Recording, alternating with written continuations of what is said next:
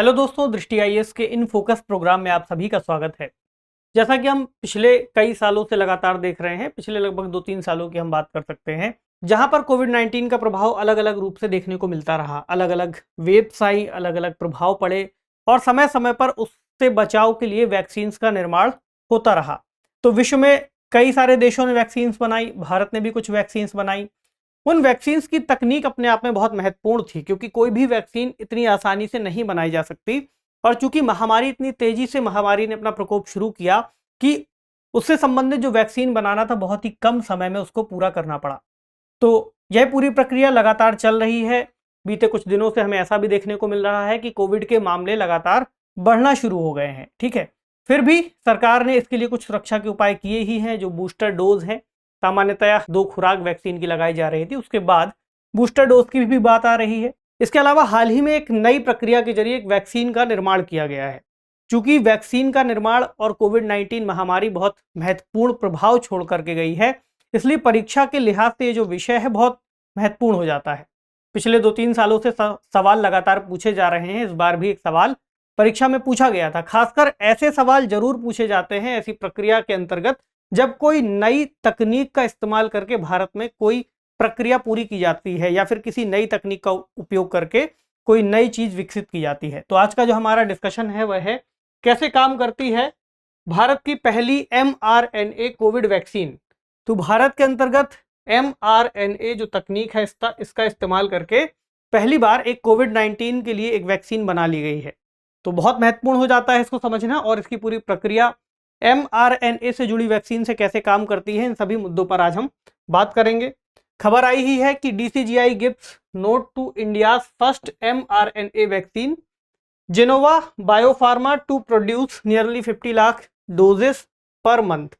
तो DCGI यानी drugs controller general of India ने एक मंजूरी दे दी है। अभी हम बात करेंगे कैसी मंजूरी दी है, कि एक जो कंपनी है जेनोवा बायोफार्मा जो भारत की ही है, अब वो mRNA वैक्सीन्स का जो उत्पादन है वो शुरू कर सकते हैं। ठीक है, और उन्होंने इसी बिहाफ पर कई सारी वैक्सीन्स का उत्पादन भी कर दिया है, इसकी मंजूरी मिल गई है। आज के डिस्कशन में हम कुछ इस प्रारूप में चर्चा करेंगे ताकि आप लोगों को पूरा डिस्कशन समझने में आसानी हो और इसको अलग अलग खंडों में तोड़ करके आप समझ पाएं। तो भारत की पहली वैक्सीन के रूप में mRNA वैक्सीन क्या है उसको समझेंगे, क्या इसकी विशेषताएं हैं, mRNA प्लेटफॉर्म जिसका उपयोग किया गया है ये किस तरह से कार्य करता है। चूंकि एक नई प्रक्रिया के तहत इसको बनाया गया है, तो क्या क्या इसके चरण हैं, किस तरह की चुनौतियां आती हैं, कैसे इसका विकास किया गया, इसको जानेंगे। इसके अलावा थर्मोस्टेबल वैक्सीन, यानी एक शब्द का इस्तेमाल यहाँ पर किया गया है थर्मोस्टेबल वैक्सीन का, इसको भी समझना जरूरी होगा, क्योंकि जो वैक्सीन बनाई गई है वो कुछ इस प्रक्रिया का ही पालन करती है। इसके अलावा इससे किस तरह से ट्रायल्स किए गए हैं, कितनी ये सुरक्षित है, इसके अलावा इसका क्या महत्व है और आगे क्या क्या प्रोसेस किए जाने हैं। और एक सवाल जो प्रीलिम्स में इस साल पूछा गया था यूपीएससी में, उसको हम देखेंगे, वो पूरी तरह से इससे ही जुड़ा हुआ सवाल है। जीएस पेपर 3 के अंतर्गत ये विषय आप कवर कर सकते हैं। तो जीएस पेपर 3 के अंतर्गत किस किस खंड से जोड़ सकते हैं, एक तो आपदा एवं आपदा प्रबंधन, दूसरा जो स्वास्थ्य वाले खंड है उससे भी जुड़ जाएगा। ठीक, तो शुरुआत करें भारत की पहली वैक्सीन। तो देश में पहली घरेलू mRNA कोविड-19 वैक्सीन का निर्माण कर लिया गया है। यहां पर M का मतलब हुआ मैसेंजर RNA। अब इसकी तकनीक को हम आगे बात करेंगे। नाम क्या रखा गया है, नाम है जेमकोवैक 19। जेमकोवैक 19 इसका नाम है। इसको बनाया है जेनोवा बायोफार्मास्यूटिकल, पुणे की एक संस्था है। ठीक है, इसको जो मंजूरी दी है drugs controller general of India ने प्रतिबंधित आपातकालीन उपयोग की मंजूरी दी है, यानी कि एक तरह से सीमित रूप से जब भी ऐसी कोई इमरजेंसी आएगी तब इसका उपयोग किया जाएगा। पिछले कुछ सालों में हमने इस शब्द को बहुत ज़्यादा सुना भी है। जब शुरुआती मंजूरियां दी गई थी वैक्सीन्स को, चाहे वो कोवैक्सीन हो या फिर कोविशील्ड हो, तो कुछ इसी तरह की मंजूरी हमें देखने को मिली। ठीक, तो विश्व में कोविड-19 के लिए स्वीकृत होने वाली ये केवल तीसरी mRNA की वैक्सीन है। याद रखिएगा, भारत की जो mRNA वैक्सीन है ये तीसरी ही ऐसी वैक्सीन है। इसके पहले 2 और हैं, कौन कौन सी है, एक है फाइजर और दूसरी कौन सी है, मॉडर्ना, जो कि यूएस बेस्ड वैक्सीन्स हैं। तो इनको ही केवल mRNA तकनीक पर विकसित किया गया है। उसके बाद अब जेमकोवैक 19 का विकास किया गया है, मतलब एक तरह से इनको मंजूरी दी गई है। क्या विशेषता है इस वैक्सीन की, पहली बात तो यही कि 2 डोज में दी जाने वाली वैक्सीन है, ठीक, 2 खुराक में दी जाएगी और इंजेक्शंस के जरिए इसको दिया जाएगा। जैसे अभी तक इंट्रामस्कुलर जो तकनीक थी, प्रक्रिया थी, इसका इस्तेमाल करते हुए देते थे। आप लोगों ने जिन्होंने वैक्सीन लगवाई होगी, लगभग उम्मीद है कि सभी ने लगवा ली होगी, तो आपको याद होगा कि जब उन्होंने वैक्सीन लगाई तो एकदम सीधे सिरिंज लगा के इस तरह से उसको इंजेक्ट कर दिया। तो ये जो है सीधे सीधे मसल के अंतर्गत लगाई जाती है ताकि सीधे ब्लड में जाकर के घुल सके, ठीक। तो किसको किसको दी जा सकती है? 18 साल के व्यक्ति या उससे अधिक आयु वर्ग के लोगों को वैक्सीन दी जा सकती है। और जो 2 डोज की बात है वो 28 दिनों के अंतराल पर दी जाएंगी। अब बड़ा सवाल आता है कि इसको स्टोरेज कैसे किया जाएगा, क्या खासियत है? तो यहाँ पर लिखा हुआ है 2 से 8 डिग्री सेल्सियस पर इसको स्टोर किया जाएगा। और ये बहुत बड़ी बात है कि हम भारत के अंतर्गत इसे 2 से 8 डिग्री सेल्सियस पर स्टोर कर पा रहे हैं। अब आप पूछ सकते हैं कि सर इसमें कौन सी बड़ी बात है, ऐसे तो कई सारी वैक्सीन को इस तरह से स्टोर किया जा रहा है, लेकिन ये जो वैक्सीन है ये mRNA तकनीक पर आधारित है और इस तकनीक के अंतर्गत जो वैक्सीन बनाई जाती हैं वो लगभग सब जीरो लेवल पर उनको स्टोर किया जाता है। सब जीरो लेवल क्या है, अभी हम अगली वाली स्लाइड में उस पर बात कर लेते हैं। तो 2 से 8 डिग्री सेल्सियस पर, यानी कि मानक जो मेडिकल रेफ्रिजरेटर है उसके अंतर्गत इसको स्टोर किया जा सकता है। और इस तक लाने के लिए यहाँ पर बहुत लंबी रिसर्च करनी पड़ी है, ये भी इंटरेस्टिंग बात है यहाँ पर। तो mRNA की हम जो प्लेटफॉर्म है इसको समझें। तो कोविड-19 का जब शुरुआत हुई तो शुरुआत में mRNA तकनीक का इस्तेमाल किए जाने के लिए कई सारे परीक्षण किए गए थे कि हम इस तकनीक से ही वैक्सीन को बनाएं, लेकिन शुरुआती परीक्षण में बहुत ज़्यादा कंपनियों ने इस पर विकास नहीं किया। अब जाकर के भारत में पहली एक वैक्सीन बन पाई है, ठीक।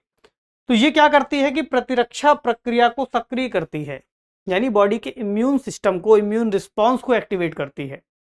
कई सारी वैक्सीन जो अलग अलग तरह से कार्य करती हैं, जैसे कई वैक्सीन ऐसी होती हैं जहां पर डीएक्टिवेटेड या इनएक्टिवेटेड वायरस का इस्तेमाल किया जाता है।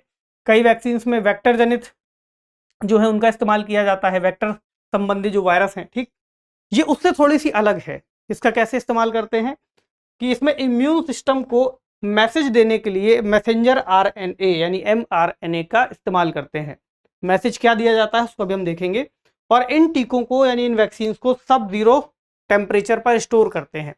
क्या होता है सब जीरो टेम्परेचर? आप ये मान के चलिए कि 0 डिग्री सेल्सियस के काफ़ी नीचे, या अगर अमेरिकी जो मानक है उसके आधार पर देखें तो 0 डिग्री फ़ारेनहाइट के हिसाब से आप इसे माप सकते हैं, यानी कि -17 डिग्री सेल्सियस से और नीचे, यानी लगभग -18 डिग्री सेल्सियस के आसपास आप कह सकते हैं कि उससे नीचे इसको स्टोरेज करना होगा। अमेरिका में ऐसी स्थितियां मिल सकती हैं, लेकिन भारत में किसी वैक्सीन को इस लेवल पर अगर स्टोर करने की ही बात आए तो अपने आप में बड़ी समस्या हो सकती है कि हमारे पास स्टोरेज के अलावा जो उसका वितरण है उसमें भी प्रॉब्लम होगी। मान लीजिए किसी बड़ी फैक्ट्री में उसको स्टोर कर दिया गया या किसी बड़ी संस्था के पास स्टोरेज फैसिलिटी है, लेकिन जब उसको डिस्ट्रीब्यूट किया जाएगा, उसको अलग अलग संस्थाओं को भेजा जाएगा, अलग अलग मेडिकल वालों को दिया जाएगा, तो वे कैसे स्टोर करेंगे? ये एक बड़ा चैलेंज हो सकता था जिसको अभी यहाँ पर सुलझाने का प्रयास किया गया है और सुलझा भी लिया गया है। कैसे काम करती है ये वैक्सीन, इसको एक बार समझ लें। तो चूंकि mRNA वैक्सीन है और इसको एक तरह से जेनेटिकली इंजीनियर्ड प्रक्रिया के अंतर्गत mRNA तकनीक का इस्तेमाल किया है। तो जो कोविड-19 का वायरस है इसमें आपने देखा होगा कि इस तरह से कुछ स्पाइक निकले हुए हैं, तो इन्हें ही स्पाइक प्रोटीन कहते हैं। तो इस वायरस का जो स्पाइक प्रोटीन है इसको mRNA की जो प्रक्रिया है उसके जरिए जोड़ दिया गया है और इसको वैक्सीन में मिला करके ह्यूमन बॉडी में इंजेक्ट कर दिया जाता है। जब ये ह्यूमन बॉडी में जाता है तो एक ह्यूमन सेल यानी कि मानव की कोशिका के अंतर्गत पहुंचता है। अब मानव की कोशिका में जब ये पहुंचता है उसके बाद वायरस के जैसा एक जो स्पाइक प्रोटीन है इस कोशिका के चारों ओर बनाना शुरू कर देता है। जैसे ही कोशिका में चारों ओर से ऐसा स्पाइक प्रोटीन बनना शुरू होता है तो जो बॉडी का एंटीबॉडी है यानी बॉडी का इम्यून सिस्टम है, प्रतिरक्षा तंत्र है, उसको लगता है ये क्या नई चीज़ आ गई, मतलब अभी तक तो कोशिका सीधी सीधी सामान्य सी थी, ये कुछ नया दिख रहा है, तो सीधे सीधे इस पर अटैक करना शुरू कर देते हैं। अब जब अटैक करते हैं तो उनको इस प्रक्रिया का पता चलता है कि ऐसी कोई समस्या आ सकती है। अगली बार जब वाकई में एक वायरस किसी मनुष्य के शरीर में प्रवेश करेगा तो जो इम्यून सिस्टम है उसने पहले ही इस तरह की जो रिस्पॉन्स था, स्पाइक प्रोटीन था, उसको पहचान लिया था, उस पर हमला किया था, तो वो वापस से इस वायरस को पकड़ लेंगे और मारपीट करके उसको रोक देंगे, उसको रेप्लिकेट होने से रोक देंगे सामान्य भाषा में। इससे जो इंसान है उसकी जो स्वास्थ्य है उस पर ज़्यादा विपरीत प्रभाव नहीं पड़ेगा, वो बच जाएगा। तो इस वैक्सीन का काम है। अब परीक्षाओं के लिए क्या उपयोगी हो सकता है इस पूरी कहानी से? इसमें ये उपयोगी है कि जो वैक्सीन के प्रकार हैं, इसमें सवाल ऐसे भी पूछे जा रहे हैं कि कौन सी वैक्सीन किस तरह की प्रक्रिया का इस्तेमाल करके बनाई गई है। इस बार भी पूछा गया था, तो एक बार एग्जाम्पल के तौर पे हमें देख लेना जरूरी होगा। जैसे एक है डीएनए बेस्ड वायरल वेक्टर, ठीक। तो वायरल वेक्टर वाली जो प्रमुख वैक्सीन है वो कौन सी है? AstraZeneca, Janssen, Sputnik V, Covishield. इन दोनों को सवाल में भी दिया गया था। अगले कौन से हैं? मृत या फिर इनएक्टिवेटेड वायरस, इसमें कोवैक्सीन आती है, सिनोफार्म, सिनोवैक। उसके बाद मैसेंजर आरएनए हम पढ़ ही रहे हैं, इसमें कौन कौन सी है? फाइजर और मॉडर्ना। अब तीसरा नाम भी यहाँ पर जुड़ने जा रहा है। उसके अलावा एक और कौन सी है? प्रोटीन सब यूनिट वैक्सीन। इसमें कौन सी है? नोवावैक्स, जो कि प्रोटीन एंटीजन का इस्तेमाल करती है, ठीक। तो ये कुछ प्रमुख वैक्सीन के नाम है जिनके बारे में आपको पता होना चाहिए। अन्य किसी भी अगर परीक्षा में पूछा जाए एटलीस्ट आप उसका जवाब दे सकें। अब एक शब्द आया इसमें थर्मोस्टेबल वैक्सीन का। तो क्या है थर्मोस्टेबल वैक्सीन? वही उसकी जो टेम्परेचर वाली बात है उसी से इसको जोड़ा गया है। तो भारत में 2 से 8 डिग्री सेल्सियस के बीच में वैक्सीन को स्टोर करने की चुनौती एक बनी हुई थी जो निर्माण करने वाले थे। यानी कि mRNA तकनीक का जब इस्तेमाल कर रहे हैं तो जो वैक्सीन बन रही है उसको सब जीरो टेम्परेचर पर स्टोर करना है, लेकिन भारत के लिए अपने आप में उपयोगी नहीं है। तो चैलेंज यही आया कि कैसे करेंगे। तो इसमें एक प्रक्रिया का इस्तेमाल किया गया, लियोफिलाइजेशन का, ठीक। एक तरह से इसमें क्या किया गया कि तरल से, लिक्विड से इसको सीधे पाउडर में ट्रांसफॉर्म कर दिया गया लियोफिलाइजेशन प्रक्रिया के जरिए। इसी प्रक्रिया को कहते हैं फ्रीज ड्राइंग प्रोसेस। बहुत ज़्यादा हमें टेक्निकल में नहीं जाना है, एटलीस्ट इसके बारे में इतनी जानकारी हो यदि कोई स्टेटमेंट बन करके आ जाए तो इसका जवाब दे सकें। क्योंकि अपने आप में इस पर ही एक बड़ा चैप्टर किया जा सकता है, एक पूरा टॉपिक है ये, क्या प्रोसेस है बड़ी बड़ी मशीन्स का इस्तेमाल करके, ठीक। लेकिन हमारे लिए उतना गहराई में जाना नहीं है क्योंकि हमें कोई और वैक्सीन तो नहीं बनानी। क्या है ये प्रोसेस, क्या है यानी कि लियोफिलाइजेशन क्या है? तो इसमें प्रोडक्ट के जमने के बाद उसके पानी को हटा दिया जाता है, उसमें मौजूद जो पानी है उसको हटाते हैं और एक वैक्यूम के नीचे रखा जाता है, जिससे जो बर्फ है वो एक तरल चरण से गुजरे बिना, यानी बर्फ से जब वह भाप बनेगी तो बर्फ उसके बाद पिघल के भाप ना बन करके सीधे सीधे बर्फ से ही भाप बन जाएगी। तो ये सीधा ठोस से वाष्प में बदल जाती है। इस प्रोसेस का इस्तेमाल करके इस वैक्सीन को निर्मित किया गया है। जो लियोफिलाइजेशन प्रोसेस है ये कोई नया प्रोसेस नहीं है, काफ़ी पहले भी इसका इस्तेमाल किया जाता रहा है। लेकिन अगर इस वैक्सीन के संदर्भ में देखें तो इसमें प्रेशर को भी एक तरह से बदला गया है। प्रेशर के जरिए अलग अलग प्रेशर में इसको डाल करके इस तरह से वैक्सीन का निर्माण किया गया है ताकि वो अपना जो मूलभूत प्रभाव है उसको ना खोए। बहुत टेक्निकल नहीं होना है, केवल इतना समझ लीजिए कि ये जो प्रक्रिया है, प्रमुख लाइन क्या है इसमें? बर्फ एक तरल चरण से गुजरे बिना सीधे ठोस से वाष्प में बदल जाती है, ठीक है। यानी तरल से पाउडर में रूपांतरण के लिए इस प्रोसेस का इस्तेमाल इस वैक्सीन में किया गया है। तो इससे जोड़ करके भी आप इस बात को समझ सकते हैं। अब बात करें इसके ट्रायल्स की और इससे जुड़ी सुरक्षा के बारे में, तो नैनो पार्टिकल के साथ बड़े और अस्थिर mRNA के जो मॉलिक्यूल हैं उनको फ्रीज ड्राई करना एक बड़ी चुनौती के रूप में देखने को मिला था। तो जो चूंकि इस वैक्सीन में कई सारे नैनो पार्टिकल्स का भी इस्तेमाल किया गया है, ठीक, तो उसमें mRNA के जो मॉलिक्यूल हैं उनको भी इस तरह से रखना अपने आप में बड़ा दिक्कत वाला काम था। तो इसमें लंबी रिसर्च की गई है, लगभग 1 साल तक जो इस कंपनी के वैज्ञानिक हैं वो लगे रहे जिनोवा ने, लेकिन 1 साल के अंदर इस प्रक्रिया को पूरा किया। इसमें कई सारे ट्रायल्स हुए, चूंकि किसी भी वैक्सीन को बनाते समय कई सारे ट्रायल से गुजारना होता है और मानव शरीर के संबंध में परीक्षण करने से पहले कई सारे जो जानवर होते हैं उनके शरीर में इस तरह से प्रयोग किए जाते हैं। तो मानव से जुड़े जो नैदानिक परीक्षण है उससे पहले कई सारे पशु मॉडलों में इसका परीक्षण किया गया। इसके 3 प्रमुख चरण बताए गए, जिसमें पहले 2 चरणों में लगभग 450-500 लोगों के ऊपर प्रयोग किया गया और तीसरे चरण में जाकर के लगभग 4000 लोगों के ऊपर इसका प्रयोग किया गया, जिसमें 1000 लोग ऐसे थे जिन पर कोविशील्ड वैक्सीन की डोज दी गई, बाकी के 3000 को इसकी डोज दी गई। फिर देखा गया कि ये टीका सुरक्षित है या नहीं और अच्छी तरह से व्यक्ति इसको सह पा रहा है या नहीं। कहीं ऐसा तो नहीं कि इसका जो अपने आप में रिस्पॉन्स है इतना ज़्यादा खतरनाक हो जाए या इतना ज़्यादा तीव्र हो जाए कि व्यक्ति उसको सहन ना कर सके। तो उसमें कोई दिक्कत नहीं आई और ऐसा भी देखा गया कि कोविशील्ड से कमज़ोर नहीं थी, कोविशील्ड के समान ही एक तरह से कार्य कर रही थी। तो अगला चरण क्या हो सकता है? चूंकि बहुत ज़्यादा इस वक्त केसेस बढ़ भी रहे हैं और ऐसा नहीं कहा जा सकता कि आने वाले समय में कोई कैजुअलिटी होगी या नहीं। फिर भी सुरक्षा करना या फिर अपने आप को सुरक्षित रखना, इससे जुड़े उपाय करना बहुत आवश्यक है। तो भारत में चूंकि पहली बार कोविड-19 वैक्सीन विकसित करने के लिए mRNA प्लेटफॉर्म का उपयोग किया गया है, इसलिए एक बड़ी उपलब्धि कही जा सकती है। इसका पहला महत्व तो यही है, ठीक है। दूसरा, ये वायरस के किसी भी मौजूदा या उभरते हुए जो नए नए उसके वेरिएंट्स आते जाते हैं, जैसे हमने पिछला देखा ओमिक्रॉन, तो इस तरह जो भी नया वेरिएंट आएगा, ये जो तकनीक है mRNA का जो प्लेटफॉर्म है, इस तरह के नए बदलते जो भी वेरिएंट हैं उनको रोकने संबंधी जो वैक्सीन है उसको बनाने में काफ़ी ज़्यादा मदद करता है। इसके अलावा नए तरह के जो भी mRNA के वैक्सीन्स बनाई जानी होंगी वो भी अब इस मंजूरी के बाद बनाई जा सकेगी। जैसे कोई बूस्टर डोज हो सकती है, उसको बनाया जा सकता है। तो ये कुछ इसका विशेष महत्व है इस नई तकनीक के विकास का। इसके अलावा अगर आगे देखें क्या किया जाना है, तो अब चूंकि मंजूरी मिल गई है तो अब इसका प्रोडक्शन उन्होंने कर ही लिया है। तो अब बात आएगी मूल्यों के निर्धारण को लेकर के कि मूल्यों का निर्धारण कैसे किया जाए।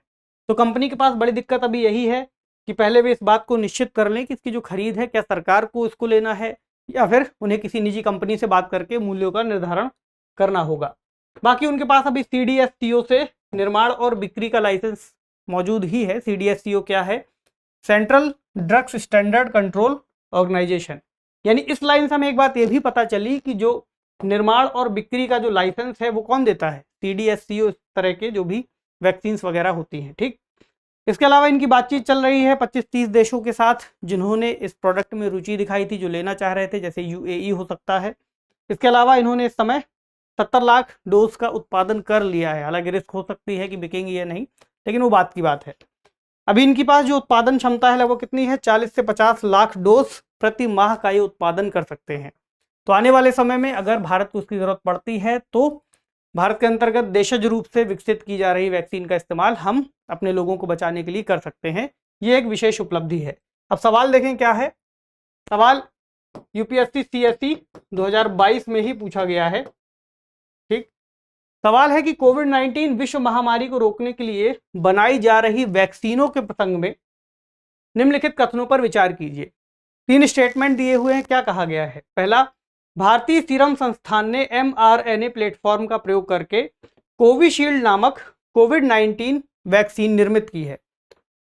भारतीय सीरम संस्थान ने तो विकसित की है, लेकिन यहां पर जो बात लिखी हुई है mRNA प्लेटफॉर्म, इस बात पर आपको गौर करना था। दूसरा, स्पुतनिक V वैक्सीन रोगवाहक यानी वेक्टर आधारित प्लेटफॉर्म का प्रयोग करके बनाई गई है। तीसरा, कोवैक्सीन एक निष्क्रिय रोगजनक आधारित वैक्सीन है। कौन से कथन सही हैं? अब आज के पूरे डिस्कशन के आधार पर मैं उम्मीद करता हूं कि आपको इसका उत्तर यहां पर मिल गया होगा। वैसे ही बहुत ही आसान सा इसका जवाब था। कई लोगों ने एग्जाम दिया होगा तो उन्होंने इसका सही उत्तर लगाया भी होगा। हालांकि इस तरह के सवालों में हमारी अवेयरनेस को चेक किया जाता है कि हम कितने ज़्यादा अवेयर हैं। तो इस तरह की जो भी खबर आती है उस पर फोकस बनाए रखना बहुत ज़्यादा आवश्यक होगा, जैसा कि आज हमने यहाँ पर डिस्कस भी किया। तो इस पूरी प्रक्रिया में जो जो बातें यहाँ पर डिस्कस की गई हैं उनको एक बार ठीक से रिवाइज जरूर कर लीजिएगा। तो आपसे मिलेंगे अगले सेशन में किसी अन्य महत्वपूर्ण विषय पर फोकस करते हुए। तब तक पढ़ते रहिए। शुक्रिया।